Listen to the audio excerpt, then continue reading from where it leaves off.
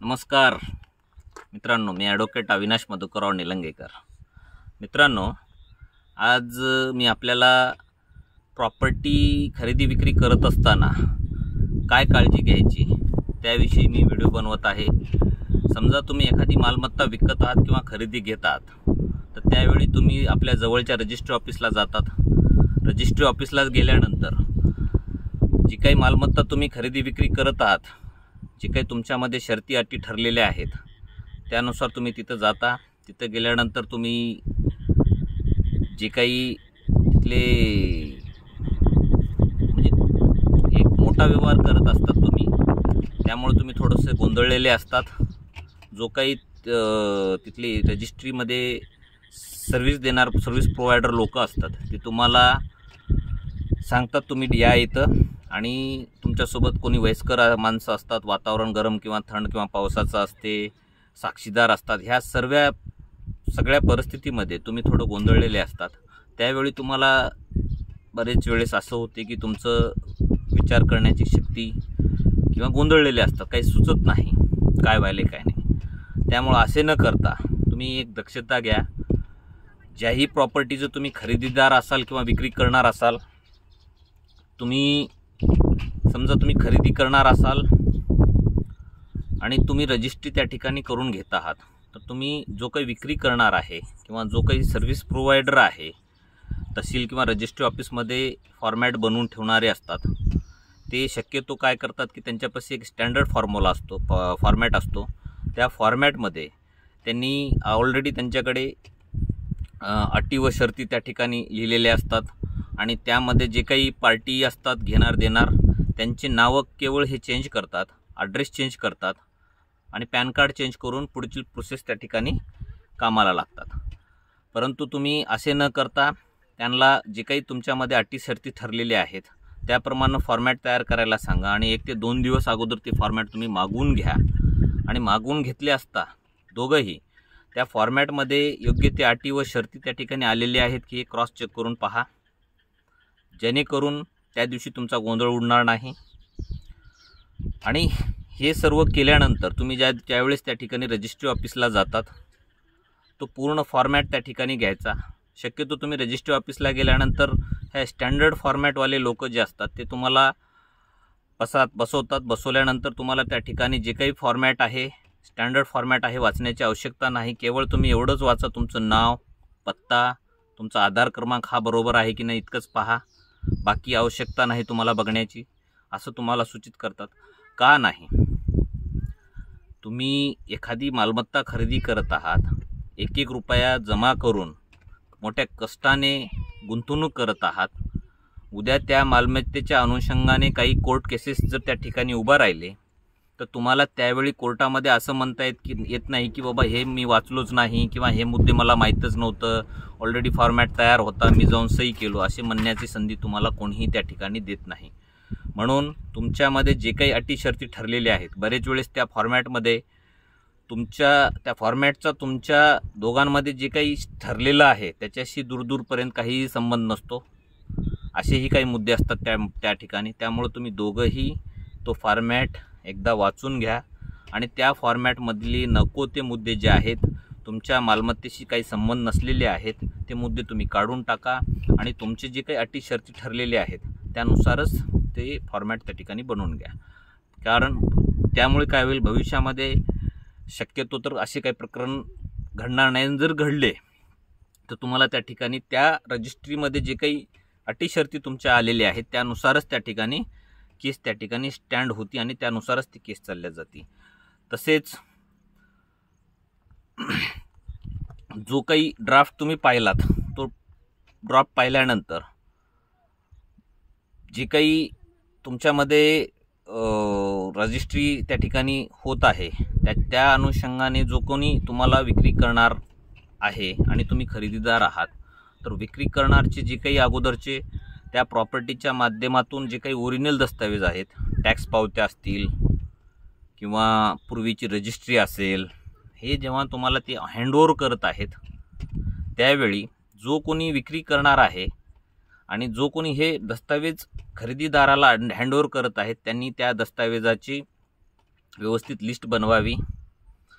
त्या लिस्टवर आणि एक फॉर्मॅट बनवा की जे काही हे मी दस्तावेज आहेत हे हँडओव्हर करत आहे आणि हे आज रोजी चांगल्या अवस्थेत आहेत, वाचण्याजोगे आहेत, मोडतोड फाडतोड कुठं झालेले नाही।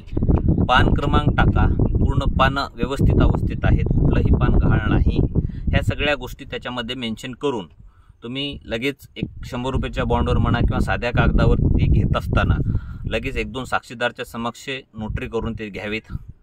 तसेच जी काही सर्वसाधारणपणे बैनामा तुम्ही केल्यानंतर, रजिस्ट्री केल्यानंतर, त्या रजिस्ट्रीमध्ये रजिस्ट्री ऑफिसला गेल्यानंतर त्या रजिस्ट्रीमध्ये अगोदरच कब्जा दिलेला आहे असं त्या ठिकाणी मुद्दा घेतला जातो। तरीही तुम्ही जे काही कब्जा एखाद्या व्यक्तीला देत आहात तो कब्जा आज रोजी कब्जा पावती त्या ठिकाणी बनवून घ्या साध्या कागदावर किंवा बॉन्डवर, आणि आज रोजी ह्या टाईम वाजता ह्या व्यक्तींसमक्ष मी कब्जा त्या ठिकाणी हँडओव्हर करत आहे, देत आहे, आणि त्यांनी पण असं त्या ठिकाणी लिहून घ्यायला पाहिजे की मी आज रोजी कब्जा घेत आहे आणि कब्जा देत असताना ती जागा रिकामी आहे। बरेचदा काय होते की जे काही तुमचे जुने किरायेदार आहेत, हा खरेदी करणारा व्यक्ती त्या ठिकाणी ती मालमत्ता खरेदी केल्यानंतर त्या किरायेदार सहित म्हणजे किरायेदार कंटिन्यू करतात। उद्या भविष्यामध्ये तो किरायेदाराचा त्याचं काही डिस्प्यूट झालं तर परत आपल्यावर येते। त्याच्यामुळं या गोष्टी त्या ठिकाणी मेन्शन करा की ही सदरची जागा जी आहे मोकळी आहे, आणि घेणाऱ्यांनी पण ही काळजी घ्यावी। त्या किरायेदाराला कंटिन्यू करण्याच्या ऐवजी त्याला काढून दुसरा किरायेदार पाहावा। त्यामुळं जे काही भविष्यामध्ये टेन्शन उद्भवणार आहेत तुमच्यासोबत ते होणार नाहीत। ड्राफ्टमध्ये व्यवस्थित चतुर्सीमा आहेत का नाही ते पाहावे। ह्या सगळ्या गोष्टी पाहून क्षेत्र पाहावं, व्यवस्थित त्या ठिकाणी कब्जा घ्यावा। त्याच पद्धतीने जे काही तुम्ही साक्षीदार घेऊन जात आहात किंवा कधी बरेच वेळेस काय होते रजिस्ट्री ऑफिसमध्ये त्या ठिकाणी ऑलरेडी काही साक्षीदार असतात, 1000-500 दिले की ते तुमचे साक्षीदार होतात। परंतु भविष्यामध्ये तुमचं जर ह्या मालमत्तेच्या अनुषंगाने काही जर मॅटर न्यायालयीन झालं त्या ठिकाणी अशा पद्धतीचा हा साक्षीदार तुम्हाला कुठंही मिळणार नाही, कुठंही मिळून येणार नाही, भेटणार नाही, तो कोर्टात पण तुमच्यासाठी येणार नाही। त्यावेळी सुद्धा जर भेटला तर बार्गेनिंग करल, इतके द्या तितके द्या, नाहीतर पुढच्याही व्यक्तीसोबत हातमिळवणी करू शकतो। त्यामुळे असले साक्षीदार घेण्याच्या ऐवजी दोन्हीही पार्ट्यांनी एक खरेदी करणार आणि विक्री करणार यांनी आपल्या मित्रापैकी, विश्वासू मित्रापैकी एखादा साक्षीदार जो की त्याचं त्या मालमत्तेशी काही इंटरेस्ट राहत नाही, जर नातेवाईक किंवा कोणाला घेऊन गेला तर तुम्ही त्या ठिकाणी त्यांचं इंटरेस्ट त्या ठिकाणी त्या मालमत्ते राहू शकते तुमचे वारस म्हणून किंवा हे म्हणून एक न्यूट्रल साक्षीदार त्या ठिकाणी तुम्ही घेऊन जावा। दोघांच्याही विश्वासामधला एक जास्त नेण्याची आवश्यकता नाही, आपण त्या पद्धतीने आपल्या पद्धतीने नेऊ शकतो। 2 सफिशियंट आहेत, कमीत कमी 2। त्याच पद्धतीने तुम्ही ज्यावेळेस एखादी मालमत्तेचं व्हॅल्युएशन काढता त्यावरील स्टॅम्प ड्युटी जी काही होती त्या स्टॅम्प ड्युटीचं तुम्ही व्यवस्थित व्हेरिफिकेशन 1-2कडनं करून घ्या। स्टॅम्प ड्युटी कमी भरण्याच्या ह्याच्यामध्ये जाऊ नका। एखाद्या मालमत्तेची जी काही योग्य ती स्टॅम्प ड्युटी आहे त्या ठिकाणी ते स्टॅम्प ड्युटी पेड करा, म्हणजे ते तुमच्यासाठी योग्य राहील, कायदेशीर राहील। त्याच पद्धतीने जे काही 2 पार्टीमध्ये या मालमत्तेच्या अनुषंगाने आर्थिक देवाणघेवाण होती ती शक्यतो चेकने न करता डिमांड ड्राफ्ट किंवा आजकाल RTGS, नेफ्ट वगैरेची सुविधा, ऑनलाईन सुविधा आहेत, त्या माध्यमातून तुम्ही एकमेकाला ट्रान्झॅक्शन करावं। आता सर्वात मुद्दा महत्त्वाचा असा आहे की बरेच वेळेस प्रॉपर्टी ज्यावेळेस आपण खरेदी विक्री करतो मार्केट व्हॅल्यू जी असती जवळपास एक वेगळी असती, आणि आपसामध्ये त्यावेळेस रजिस्ट्रीला तुम्ही जातात, रजिस्ट्रीची स्टॅम्प ड्युटी भरण्यासाठीचे जे काही गव्हर्नमेंटची त्या ठिकाणी हे काढलेलं असते व्हॅल्युएशन ते वेगळं असतं। आपण शक्यतो काय करतो की दोन्ही पार्टी पैसे वाचवण्याच्या ह्यामध्ये त्या ठिकाणी स्टॅम्प ड्युटी कमी जावी म्हणून त्या पद्धतीने रजिस्ट्री करतात आणि मार्केट भाव वेगळा असतो। आता ह्यावेळेस पैशाची देवाणघेवाण करत असताना शक्यतो तुम्ही ही काळजी घ्या की तुमचं जे काही मार्केट रेट ठरलेलं आहे त्याच पद्धतीने स्टॅम्प ड्युटी पेड करा, ते तुमच्यासाठी योग्य राहील।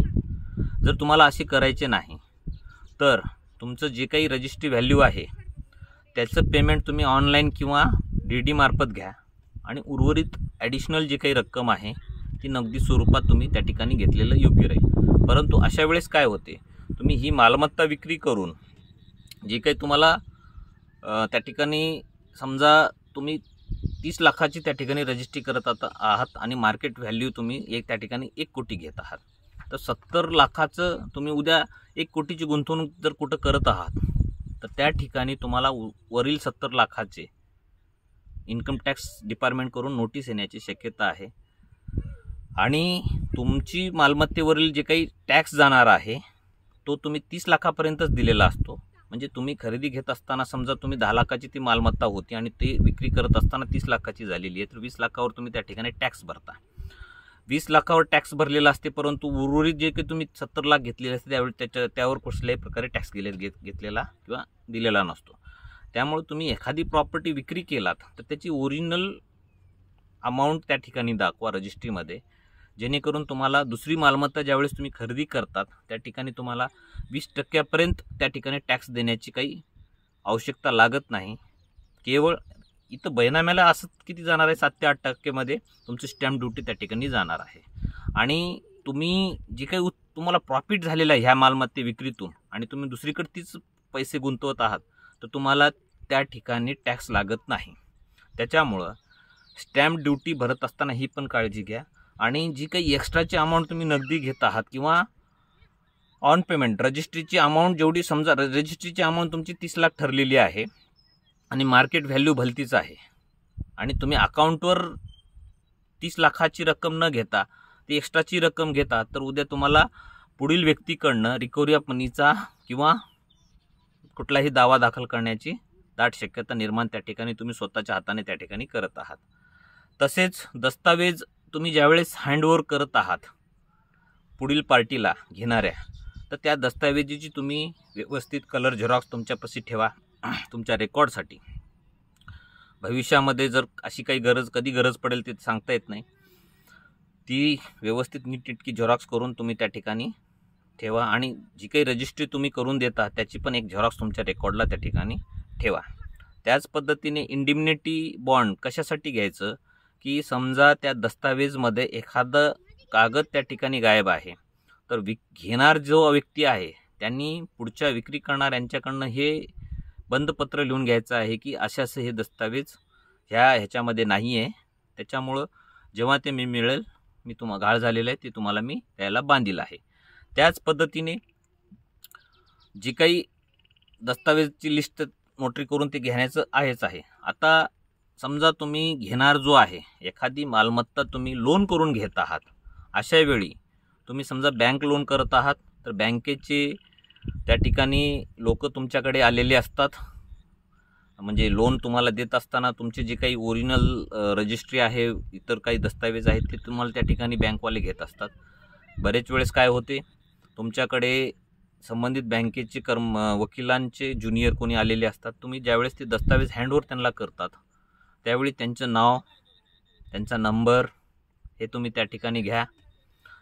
जे काही तुम्ही दस्तावेज देता त्यांच्या त्या लिस्टवर त्यांची रिसिव्हच घ्या झेरॉक्स करून आणि लिस्ट बनवून, आणि लगेच दुसऱ्या दिवशी संबंधित बँकेला मेल करून तुम्ही त्यांना कळवा की बाबा हे दस्तावेज मी ह्या व्यक्तीला हँडओव्हर केलेले आहेत आणि आपल्या लेटर हेडवर मला ते तुम्हाला प्राप्त झालेत, तुम्ही मॉर्गेज करत आहात म्हणून मला ते तुम्ही माझ्या रेकॉर्डसाठी द्या, असं म्हणून तुम्ही त्या ठिकाणी मेल करा. म्हणजे जेणेकरून हे सगळ्या तुम्ही काळजी जर घेतलात तर तुम्ही आयुष्यभरासाठी जे काही गुंतवणूक करत आहात, विक्री आणि खरेदी करत आहात, व्यवहार करत आहात ते सुरळीत राहतील. आपल्याला कसल्याही प्रकारची अडचण येणार नाही. त्यामुळं जे शक्यतोवर तुम्ही प्लॉट, शेती, घर, फ्लॅट ह्या मालमत्तेची खरेदी विक्री करत असताना ह्या सगळ्या गोष्टींची त्या ठिकाणी काळजी घेणं, दक्षता पाळणं हे गरजेचं आहे. धन्यवाद.